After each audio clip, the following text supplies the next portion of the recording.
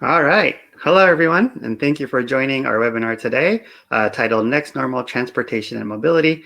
My name is Jay Onda with Orange Silicon Valley. I'll be leading our session today along with my two guests, Danielle J. Harris from Elemental Accelerator and Samantha Huang from BMW iVentures. My colleague Will Barkas will be fielding the questions today, so feel free to enter any questions in the Q&A panel on your right. Please submit your questions and we'll look forward to discussing them towards the end of our program. This session is part of an Orange webinar series called Business Resilience in All Times. Throughout this series, our intention is to give you information and thought leadership that support global enterprises through the COVID-19 pandemic and beyond. We have more than 20 webinars planned in this series today that fall into three basic categories. The first is the Next Normal series hosted by Orange Silicon Valley, Enterprise Solutions by Orange Business Services, and the Leading with Partners series, which are interviews with advisory firm ISG, and technology leaders at Aruba, Checkpoint, and Cisco. This is number 3 of 12 of the Next Normal webinar series, again, led by Orange Silicon Valley. This will be recorded and will be available for offline view. And a little bit about Orange Silicon Valley. So OSV is a Bay Area subsidiary of Orange, one of the world's leading telecommunications operators, servicing 264 million customers across 28 countries. OSV has been around in Silicon Valley for the last 20 years. We have a team of 45 engineers and business analysts focusing on 17 specific areas. So for today's agenda, I'll begin by setting some context on where we are and how we got here. We've all had various influences on what the future of mobility looks like. Futurists and visionaries, sci-fi movies, they've all envisioned a world where autonomous mobility was the way of the future. To be convenient, efficient, economically viable, sustainable, and safe. And so we'll talk a little bit about that, and then followed with a fireside chat, again with my two guests, to talk about where we're headed in light of COVID-19 for public transportation, car ownership, and micromobility. And then we'll do some Q&A. So here we go. So 2020 started off very strong. I was really excited. At CES this year, we heard a lot of interesting announcements. The first image on your left is Hyundai Motors Smart Mobility Solution. This was a hub and spoke design model to accommodate a fleet of purpose-built vehicles. So those little square boxes that you see carry either people or goods. The thing in the middle is a helipad for vertical takeoff and landing solutions.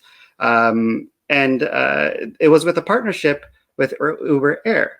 And so, they really thought about how does new infrastructure fit with the old and how do you increase efficiency? So this was their take on it. Also at CES, Toyota announced their City of the Future prototype called Woven City. And this is a sustainably designed living laboratory where people live, work, and play.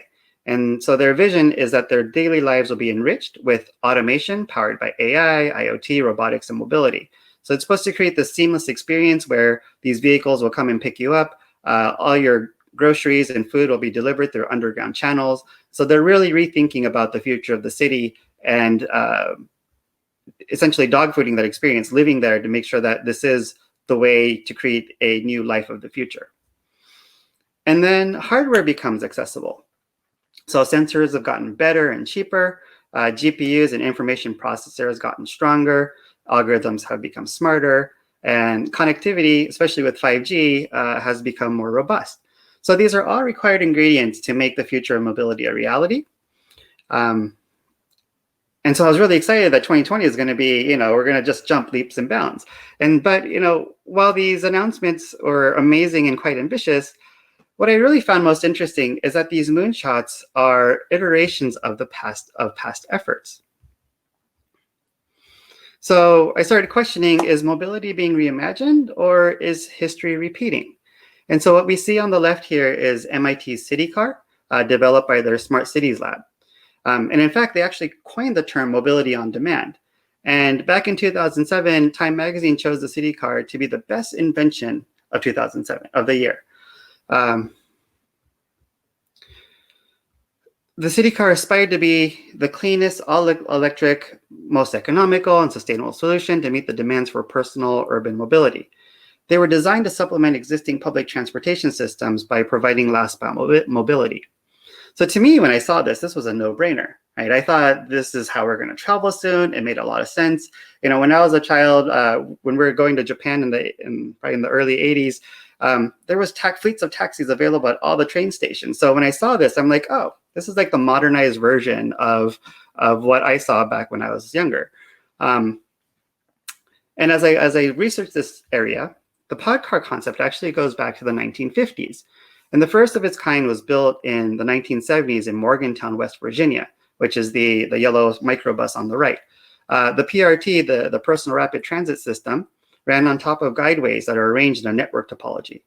This allowed for nonstop point-to-point travel, bypassing all intermediate stations, and it really focused on efficient route optimization. All these terms that we hear about today. But unfortunately, the city car failed. They said that by the time they built it, their technology had already become obsolete. And with the Morgantown PRT system, while it's still operational, they gained a reputation for unreliability. They faced challenges with backwards compatibility of software and hardware. So originally I thought, when I saw this, and the reason why it failed was because it was a business problem, but it actually was a technology problem that hindered progress. And as we've all seen various images of this before, the family car of the future. On the left is an illustration called Reimagining Your Family Car, circa 1952. So before the Jetsons were on TV, an artist named Arthur Rodebaugh illustrated the future during the 50s and 60s. And he dreamed up of futures filled with flying cars and crazy skyscrapers, inspiring the future of mobility we imagine today. On the right is an illustration used by an article titled The Value of Time via Autonomous Driving. And this was posted by BMW in May 2020. And it's very similar if you look at it, right? Different angles, a little more modern, sleeker illustrations, but the concept is the same, right? People are traveling, enjoying each other's company, focusing on everything else aside from driving. So it's been more than 70 years for this vision to come together, and we're still working towards it. And again, it's not the value proposition that's been a challenge, it's the advancement of technology that we need to help us get there.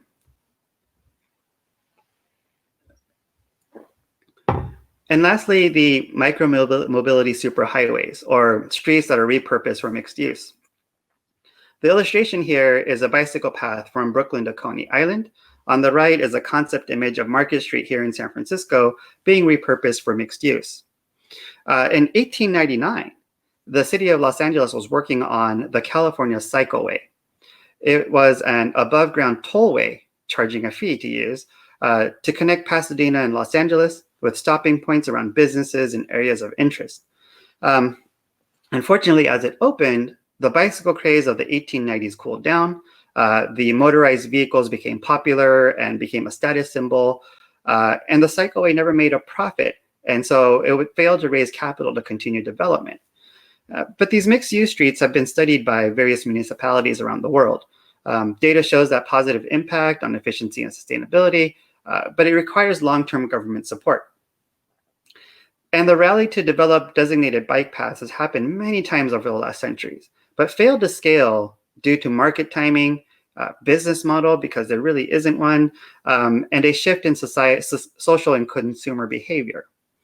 So maybe after over a century, things will be a little different. And we'll deep dive about this in our fireside chat as well. My colleague Dashawan conducted an analysis using a tool called Quid to chart the mobility startups founded by year. So both of these charts plot the same data in a stacked bar chart. And what's interesting is the rise of this light blue bar on the bottom here. Those are the rise of autonomous vehicles being founded. The pink bar above it is the rise of ride-sharing and urban mobility companies being founded. And 65% of these companies founded, we call them in clusters, cluster around autonomous vehicles, electric vehicles, ride-sharing, and fleet management. And they're all integral technologies and tools to advance our efforts in mobility and transportation. And there's been $204.5 billion of venture capital money invested into mobility technology since 2009. So as we kind of mentioned earlier, we know from past efforts that some of these projects may have failed because of technology. So we're heavily investing in it because consumers see and understand the value proposition and potential business models. And we're slowly getting more support from government to scale the implementation of mixed-use streets. So the inventor of Segway, Dean Kamen, said, every once in a while, a new technology, an old problem, and a big idea turn into an innovation. So I feel like we're getting closer, but we're always curious, how close? And so last year, or in 2009, my colleague Derek and I collaborated with and hosted the National Venture Capital Association at Orange Silicon Valley to talk about what it takes to actually get to level 5 autonomy. So for those unfamiliar, this is where a car is fully intelligent to drive itself under any and all conditions. And one of our guest speakers was John Lochner, CTO and president of GM Ventures. He kicked off a day-long event full of discussions and insights, not only just on technology, but the regulatory challenges. And the short summary here is that there's still a lot of work to be done. But for the mobility sector, we're past this era of disruption and entered into this era of collaboration. So the groups like the US DOT are working together with technology companies, corporations, and the public. And there's over 40 corporations today that are working with various mobility and transportation efforts, ranging from Amazon to Microsoft, BMW to UPS. But as we know, COVID strikes, and the mobility and transit hit the pandemic speed bump. And so 92%, there's been a 92% drop in public transportation use in San Francisco as well as New York. Ride-sharing services slowed down by 80%. In 13 states, gas prices have gone down below $1 a gallon. And then geographic diffusion happens, right? With the adoption or implementation of work from home opportunities, there's been a migration to the suburbs where 39% of urban dwellers prompted to consider moving out to the cities. And even before social distancing, companies who offered self-driving vehicles had been recalibrating expectations and pushing promising deadlines. There's also been a consolidation in the capital-intensive micromobility sector. But it's not all gray, right? Albert Einstein said, in the midst of every crisis lies great opportunity. So what will the next normal look like? What will be different? Will the crisis push to open regulations? Will there be new kinds of public-private partnerships? Will there be advances in new technologies to push value-centric business models? And will micromobility catch a second wave? Or will America go back to a car-centric lifestyle?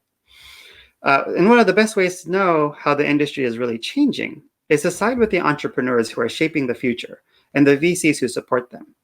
And so with great pleasure, I'd like to introduce you to my two guests, Danielle J. Harris and Samantha Huang. May I have you to turn on your mic and cameras now, please? And I will try to do as well for some reason. All right, welcome. Hi. Good morning. Let's see, hold on, let me change this layout here. There we go. All right, so introductions. So Danielle is the Director of Mobility and Innovation, or Mobility Innovation at Elemental Accelerator. She works with her portfolio company and is a thought leader in the new mobility space. She brings 10 years of experience in transit planning, street design, and transportation policy while working with disruptive mobility companies. Prior to Elemental, she was the innovation strategist for the San Francisco MTA. And I'll pass it over to you, Danielle. All right, perfect.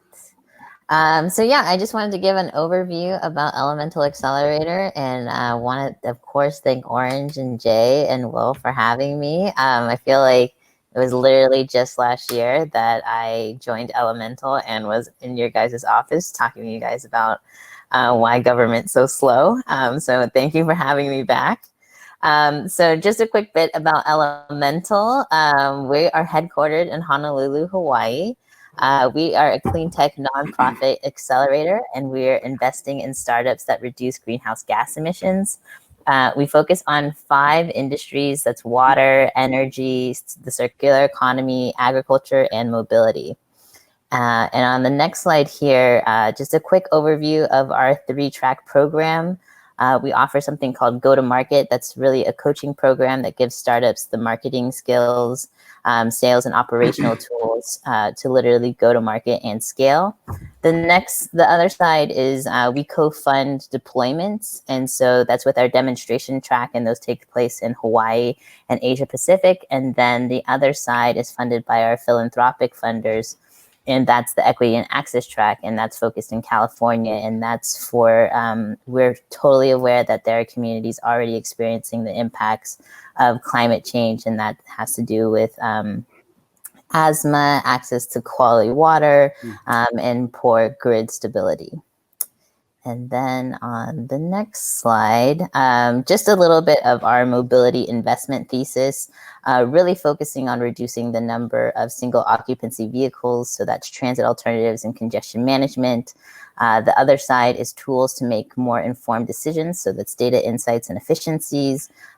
We want to continue to help vehicle electrification. And so we want to break down those barriers.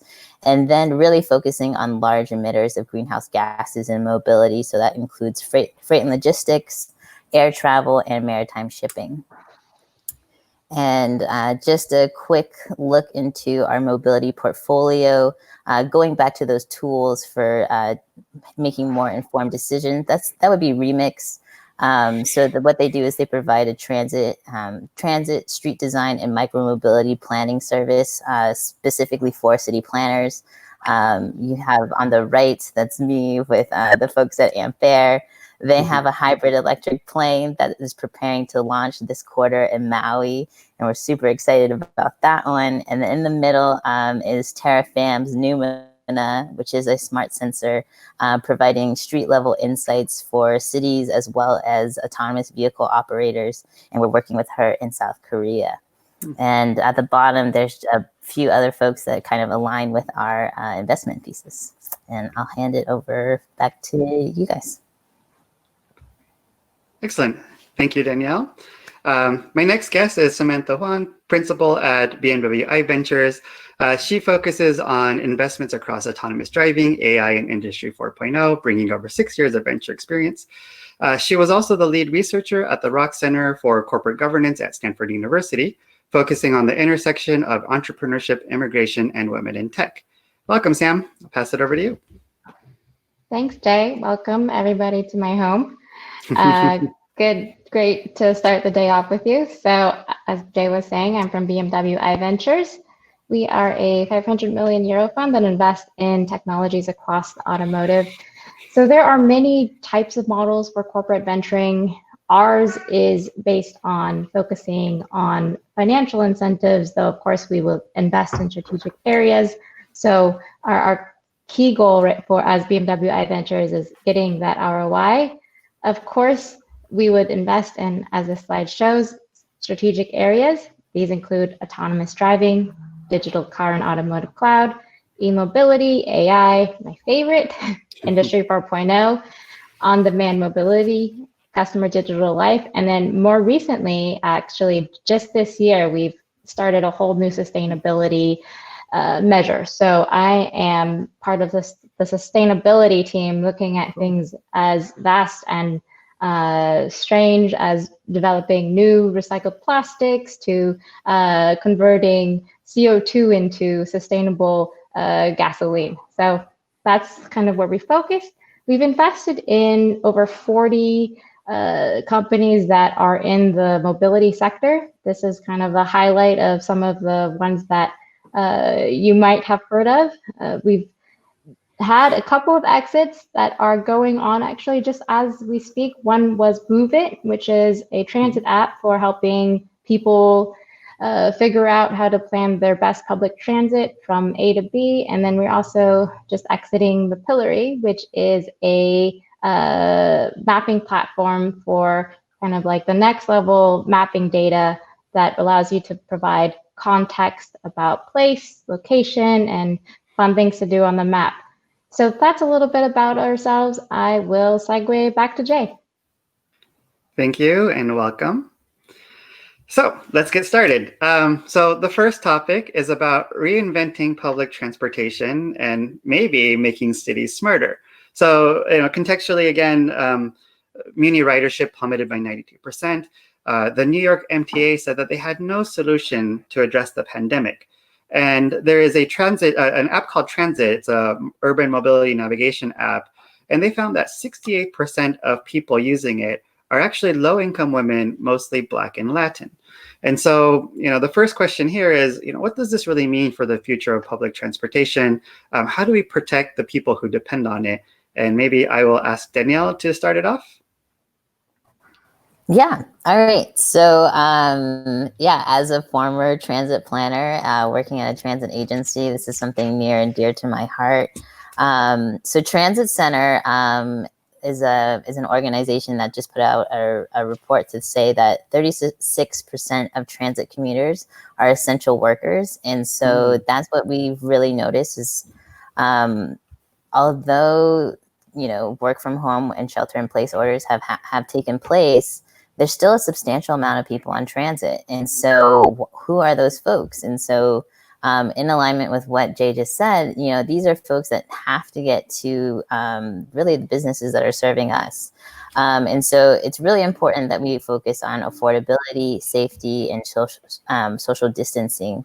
And so how is that going to take place? I think it's really figuring out how do we provide more frequent service so that we can reduce crowding, as well as how can we help riders have a really informed ride. So letting folks know, like, maybe you shouldn't ride right now because the trains are really full or the platform's really busy. And so that's going to take a whole nother level of efficiency. And I think the other piece is, of course, cleaning and making sure we're enhancing the amount of trust in our transit service. So a lot of things ahead for transit there. Yeah, Sam, so you I wanna echo, comment? sure thing. I echo a lot of Danielle's comments about the need to continue services and also continue services that are affordable.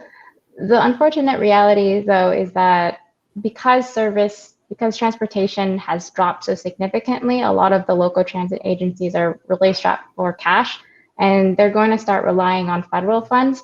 The CARES Act carved out around $700 billion of federal funds to local transit agencies. That was 25 billion of federal funds to transit agencies, and actually 700 million of that is for San Francisco, SFO, Muni, and BART.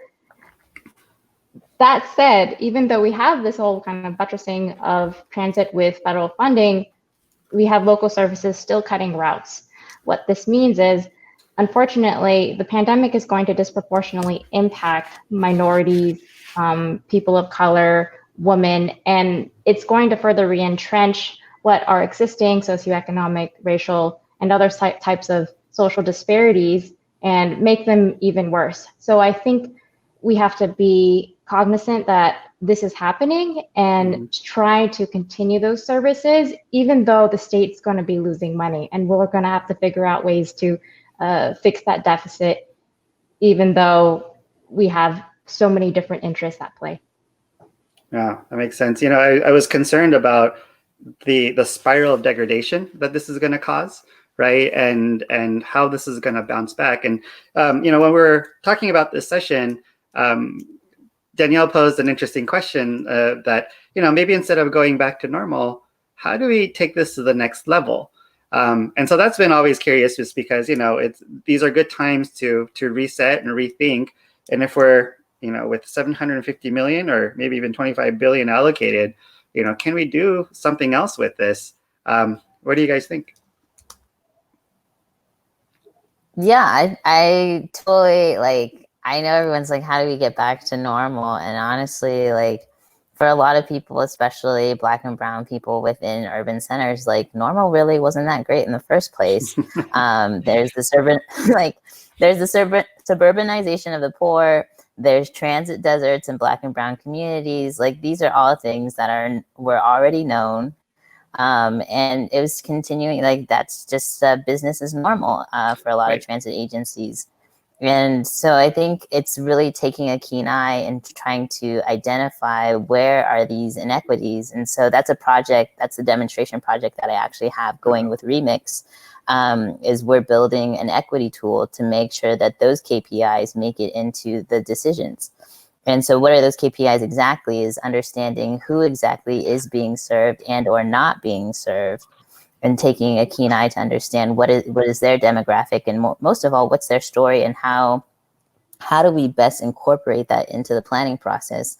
We have such a data-focused approach, and the reality is these are folks that don't have capacity to go to the many community workshops that take place, are, aware that there's all these surveys happening, and so really trying to figure out ways to have that deep in reach so that we can design more robust solutions. And with these KPIs, do you think they're going to change the way they're going to continue to fund it? Like, I've always thought, it's always about financial metrics, right? Are we making money? Do we charge more fees or whatever, and increase ridership? Do you think the government side will actually start looking at different types of KPIs to just make sure that they're providing quality of service? Yeah, so I think one is just ridership is really not a good metric for transit. I think COVID has really demonstrated that it is an essential service. I think understanding what is the access, how many people are you truly providing access to, is really the question. My family is from Bayview in San Francisco, which is a known area with a really high Chinese and Black population. And they have some of the longest transit times ever, but they're one of the most transit dependent populations in the city. And so there hasn't been much attention placed on what is your transit duration? How long are you on a train or on a bus in comparison to the rest of the city dwellers that you should be calling your neighbors? And so that's kind of like the neighbor effect. What about my neighbor? Interesting. And Sam, do you think this will help stimulate the public-private partnerships? Like, what do you see with your portfolio companies? Are there any outreach from the government side to your portcos in these areas? Well, the unfortunate thing that's happening right now is that government is completely strapped for cash. They're focusing on what they consider more critical services like healthcare, unemployment, homeless.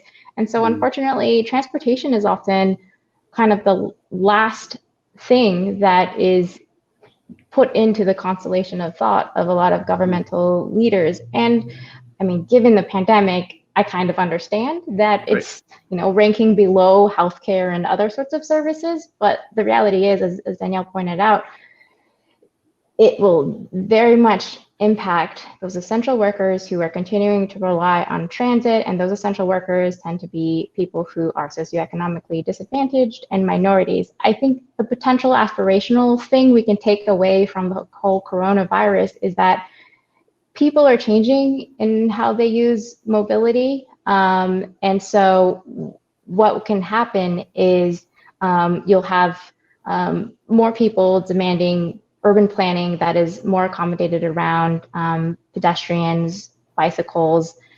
Unfortunately, you're going to definitely see less public-private partnerships just because innovation offices right now don't have the money. Innovation offices at cities are probably the first ones to get their funding cut because when you have people, unfortunately, dying and being sick, innovation takes kind of the last stand in the variety of things that you have to provide your civic community.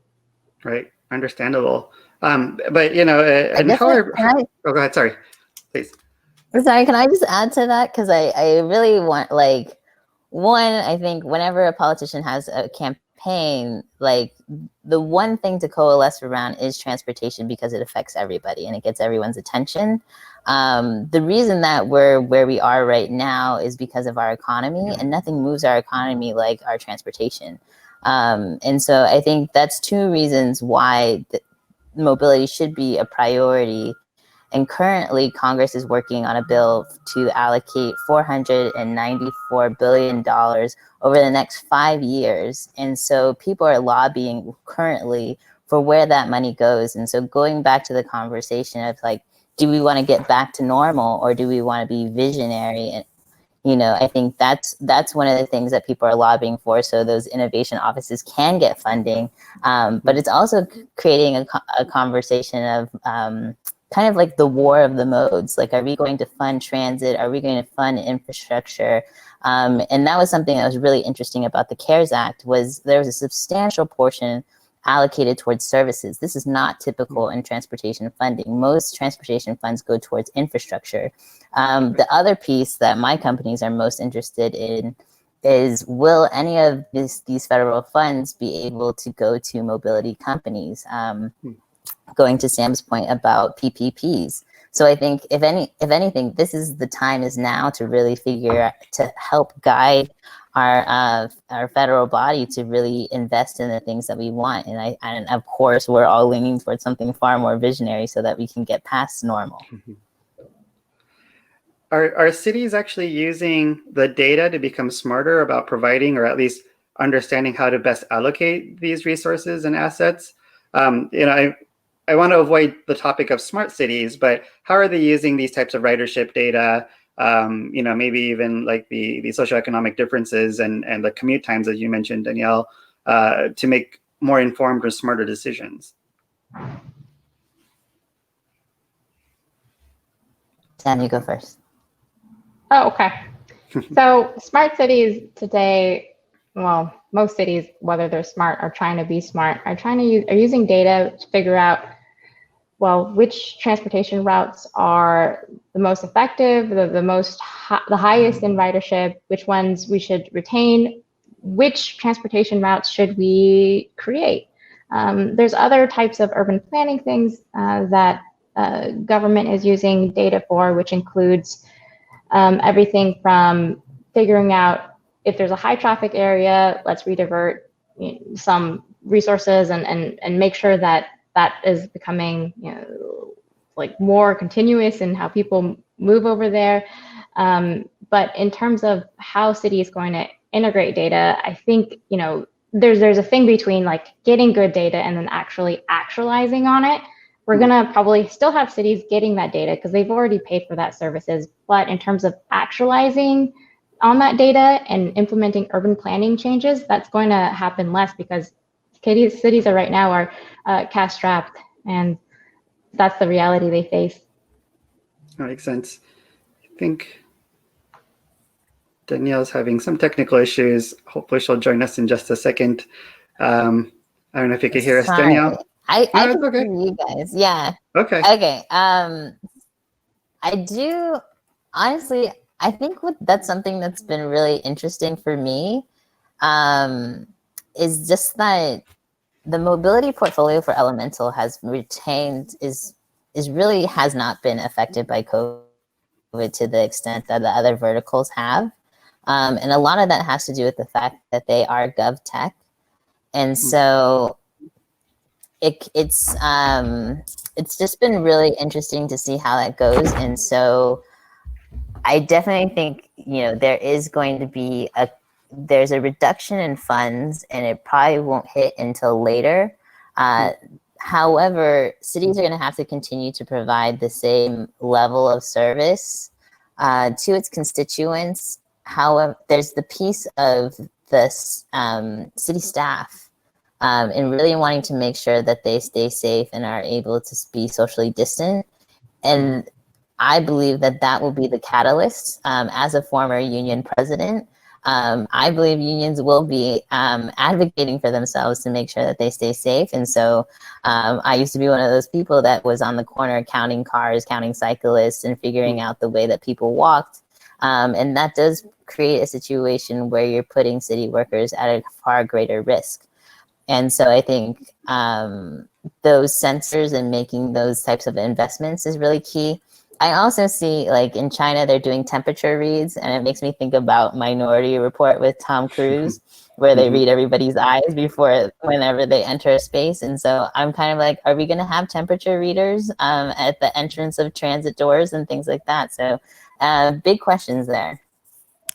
I just Wonderful. wanted to kind of follow up on the whole idea of smart city. And as an investor, I've looked extensively in that space. It's been hard for me to get comfortable investing in smart city technologies. And the reason why is cities are such slow moving creatures. They're tied up in bureaucracies. They're less inclined for innovation.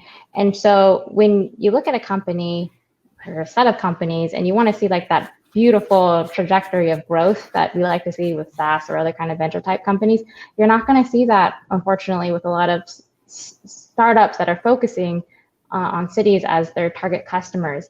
And then there's that other thing about like, how big is the market size? How many cities are actually going to become smart? There's maybe like 10 super smart cities in the United States, definitely more in Asia, Singapore, Dubai, those types of areas. But unfortunately, the market is very tiny in the United States. And so I think what we need to do is kind of strengthen kind of the appetite for smart city technology so we can just buttress the market as a whole and lead to new innovation in cities. Yeah, I agree. I think, in the short term, go ahead. Just really quickly, I do think that I think it's like reimagining what we're thinking about smart cities. Like, it's not Wall-E, it's not Cloud Atlas. Like, it might just be a simple sensor that's added to a light pole. A number of my sensor companies are just making leaps and bounds within the procurement process because cities are sole sourcing them.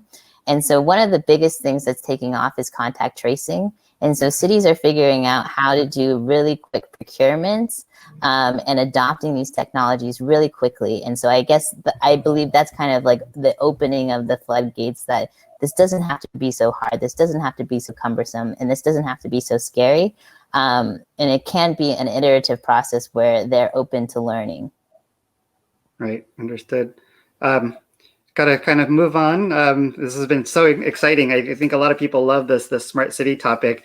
But kind of shifting back over to the mobility side of things, what will so short term, people are a little frustrated. They're very scared.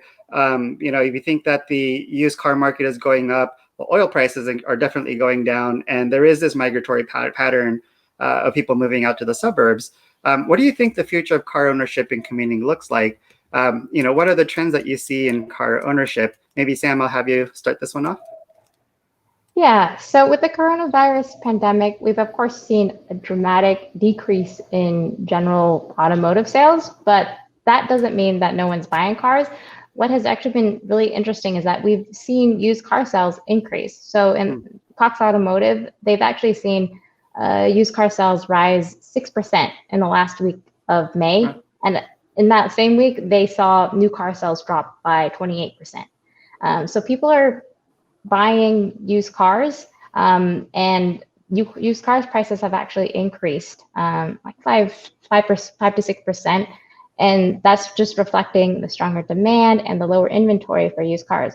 So just taking a step back, what this all suggests is that people are moving towards more personal ownership, but because consumer confidence is at an all-time low, people are going to purchase the cheaper option. And at the same time, we're seeing a kind of a hierarchy of mobility emerging, or that I will predict will emerge based around mobility that you can most effectively be social distance. So of course, at the top of the hierarchy, you'll have cars, because you don't have to be in the car with anyone else that you don't usually typically live with. Then you'll have probably bikes and scooters, and then ride sharing. Of course, you have to be in cars with someone else. You're going to put that on the lower end, and then public transportation's going to be raking last in this hierarchy. So in terms of how people are using cars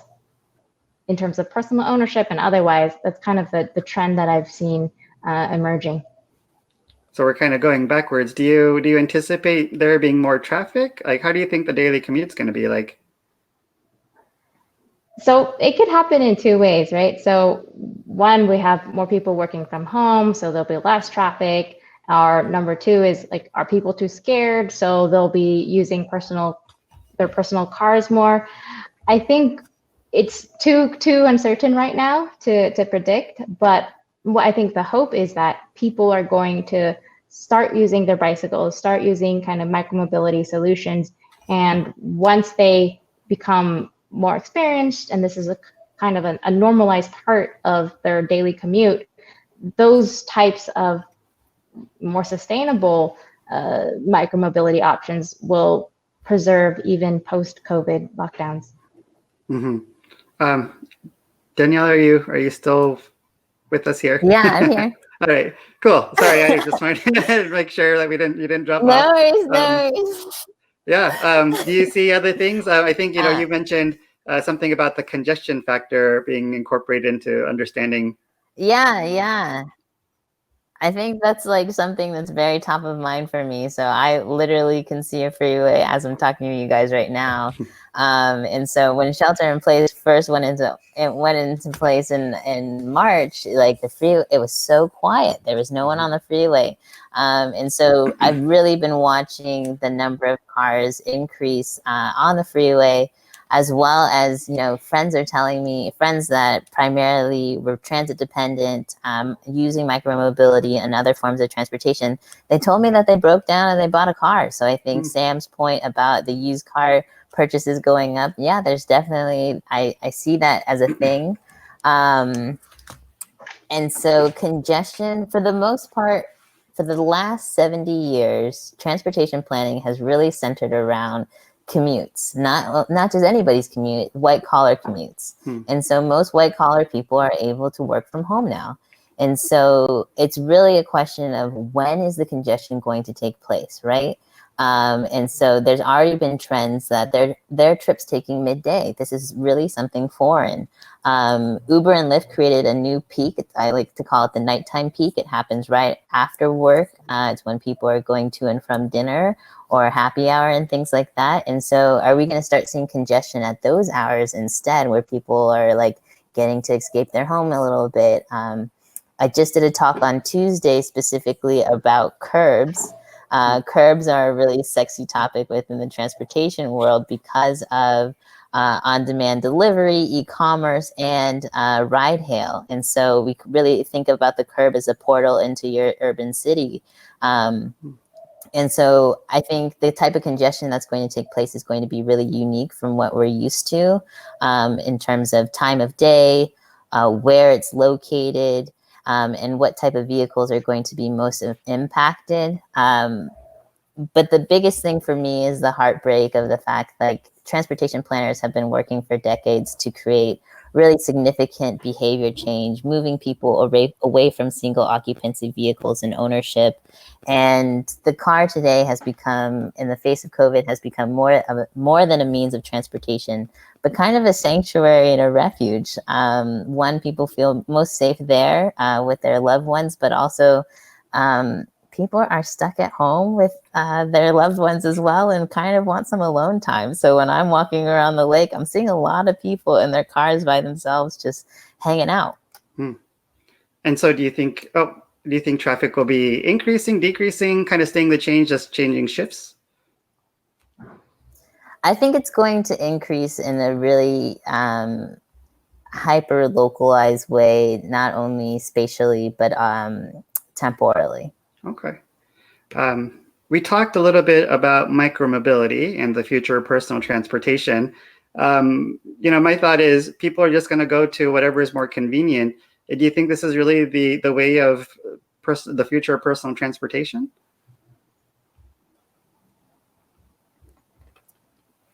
I can start here, Sam, unless you want to go. Go ahead. Okay. So I think what was most interesting is a friend from Lyft just posted a Medium article, what Lyft has been seeing. Lyft operates most of the bike share networks on the mainland. Chicago, San Francisco, Bay Area, and New York. And so just really seeing that essential workers are starting to pick up micromobility for the fact that transit service has been cut, right? We're reducing frequency and we're reducing coverage. And so essential workers are using that, but also essential workers are living in suburban spaces. So it's almost supplementing those gaps as well. The other piece of that is just there's been a dramatic increase in terms of recreational biking. And so there's been distances are increasing, midday rides are increasing, and AM rides have been cut dramatically. So we're just seeing that bike shares the uses of bike shares expanding, and also supplementing a lot of the trips that essential workers are needing to take. Great. And then in terms of micromobility trends, totally echoing what Danielle said, we invested in Lime. Lime, of course, with all those scooter companies, they had a dramatic drop in ridership with the lockdowns because, well, people were just at home and not commuting. But with lockdowns easing, they've seen a dramatic increase again. And that's because people are starting to defer to micromobility options as opposed to public transit because it's more safer. You don't have to be in close distances with people. And then what I loved about kind of like the most recent trend that I've seen is that there's a bike shortage globally. And I am probably one of the reasons why I bought a bike. I think there's 3 people maybe 4 people on my investment team who bought bikes. And now I'm exploring the city on my bike. I plan to use it in my daily commute. And as I talked to Danielle and Jay a little bit before, it's become kind of like a spiritual enlightenment experience where I'm seeing the city in different eyes, and I'm realizing the possibilities of micromobility as an option for me, where I'm like usually deferring to cars or Uber or even my, the local Muni. So I think there's possibly like good things that can stick around where people are changing their lifestyles and their mobility behaviors as well. Yeah, I agree. I think it's so easy to get stuck on your phone when you're getting a ride on Uber or on the Muni. And it's a good excuse to kind of look up and kind of notice things that we typically don't see. I just got pinged that we're kind of coming close on time. So I just wanted to close this off by asking about your predictions. So what will the next normal look like for mobility and transportation? I guess Danielle, welcome. You got your video back. We'll have you kick that one off here. How do you think this is going to change? I think a lot of it has to just go to the fact that, cities are not known for being particularly nimble and flexible. And that's going to have to change. And so biggest thing that I've noticed is their willingness to adopt new tools and be extremely iterative and really be students of the crisis. And I think that's something that's going to have to continue long term.